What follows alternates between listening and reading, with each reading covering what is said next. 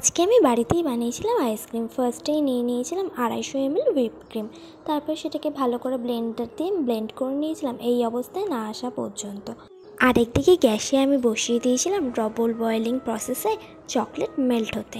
এর মধ্যে দিয়েছিলাম আমি সামান্য একটু দুধ। তারপর সেটা গ্যাস থেকে নামিয়ে নিয়ে আমি চামচ দিয়ে ভালো করে গুলে নিচ্ছিলাম। তারপর ফাটানো হুইপ ক্রিমটার মধ্যে এটা আমি দিয়ে ভালো করে মিক্স করে নিয়েছিলাম। কেউ যদি মনে করে এর মধ্যে একটু চিনির গুঁড়ো দেবে সেটা অবশ্যই দিতে পারি, কিন্তু আমি চিনির গুঁড়ো ব্যবহার করিনি। আমার কাছে কনডেন্স মিল্ক ছিল না, সেই জন্য আমি এই প্রসেসটা অ্যাপ্লাই করেছি। সামান্য একটু জল নিয়ে তার মধ্যে আমুল দুধ মোটা করে গুলিয়ে নিয়ে এই ক্রিমের মধ্যেই আমি মিক্স করে নিয়েছিলাম। তারপর একটা স্টিলের পাত্রে আমি ফার্স্টেই দিয়ে দিয়েছিলাম এই মিশ্রণটা। আমার কাছে 2 রকমের চকো চিপস ছিল, তাই ফার্স্টেই একটা লেয়ার দিয়ে আমি 2 রকমের চকো চিপস এর উপরে সাজিয়ে দিয়েছিলাম।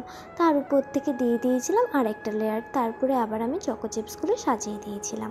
কেউ চাইলে এর উপর দিয়ে চকলেট সিরাপও অ্যাপ্লাই করতে পারে, কিন্তু আমার কাছে যেহেতু ছিল না তাই আমি অ্যাপ্লাই করিনি। আইসক্রিমটা যে বাটিতেই সেট করতে দেওয়া হোক না কেন সেটা যেন এয়ারটাইট হয় সেটা একদম মাথায় রাখতে হবে।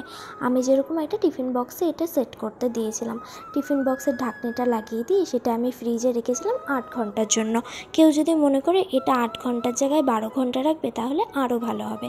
8 ঘন্টা পর যখন আমি ফ্রিজ থেকে বের করেছিলাম আইসক্রিমটা খুব সুন্দরভাবে জমে গিয়েছিল। আর সত্যি কথা বলতে এটা যেন দোকানের আইসক্রিমের থেকে অনেকটা ভালো হয়েছিল খেতে।